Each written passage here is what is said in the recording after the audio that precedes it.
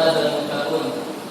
وقد قال الله تعالى في القرآن العظيم: أعوذ بالله من الشيطان الرجيم.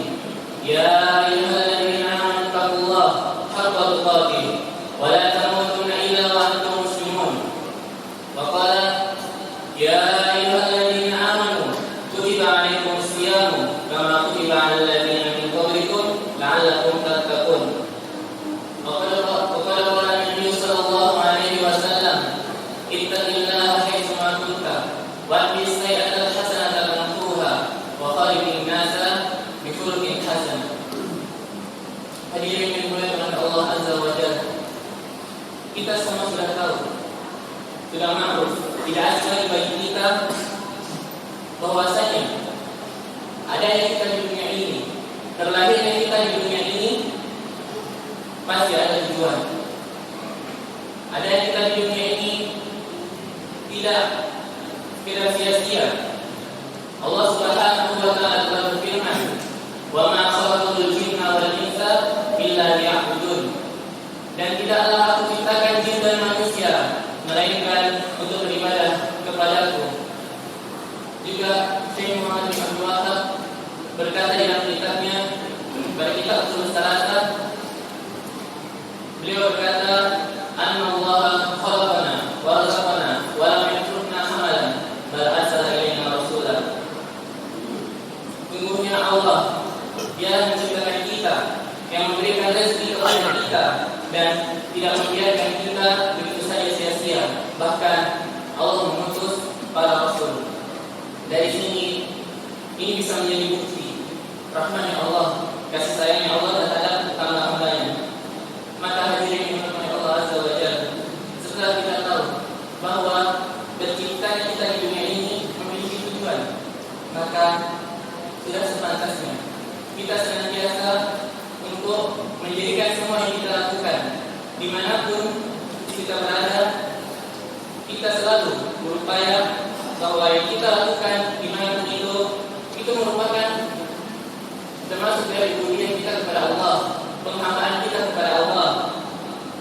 Karena itulah tujuan terciptanya kita di dunia ini.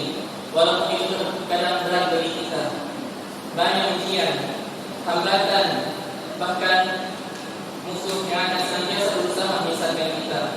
Adapun ujian-ujian yang kita dapatkan itu memang telah Allah katakan di dalam Al-Quran, sebagaimana Allah Subhanahu wa Ta'ala berfirman: "Alladzi khalaqal mauta wal hayata liyabluwakum ayyukum ahsanu amala."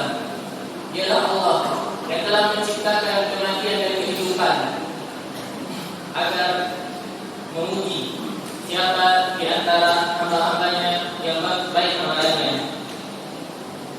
Juga hadirin yang dimuliakan oleh Allah Azza wa Jalla, ketika kita diuji oleh Allah Azza wa Jalla, justru itu bisa menjadi pertanda kebaikan bagi kita. Karena Nabi kita, Nabi Muhammad sallallahu alaihi wasallam pernah bersabda, "May yuridillahu bihi khairan yusibhu minhu." Barang siapa yang Allah inginkan kebaikan padanya, maka Allah akan limpahkan musibah padanya. Juga Nabi kita, Nabi Muhammad sallallahu alaihi wasallam pernah bersabda, "Inna idhamal jazai ma'a idhamil bala." Sungguhnya besarnya balasan bersamaan dengan besarnya ujian yang didapatkan. Hadirin yang dimuliakan oleh Allah Azza wa Jalla, mungkin bisa menjadi motivasi bagi kita, hal yang bisa kita tanamkan pada diri kita, bahwasanya Allah Subhanahu wa Ta'ala telah berkata di dalam Al-Quran, "La yukallifullahu nafsan illa wus'aha." Dan tidaklah aku membebani seorang jiwa kecuali sesuai dengan kesanggupannya. Hadirin yang dimuliakan oleh Allah Azza wa Jalla, setelah kita mulai berpikir kembali, mengingat-ingat apa yang telah kita ucapkan setiap harinya, yang mana ucapan itu kita ucapkan dalam salat kita, yang mana ucapan itu merupakan rukun dari rukun-rukun di dalam salat. Apa yang kita ucapkan kepada Allah Azza wa Jalla, yaitu iyyaka na'budu wa iyyaka nasta'in. Hanya kepadamu lah kami beribadah dan hanya kepadamu lah kami meminta pertolongan. Semoga ucapan ini bisa menjadi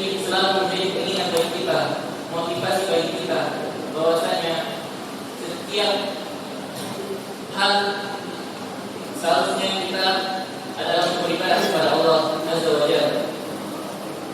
Mungkin hanya ini yang bisa saya sampaikan. Adapun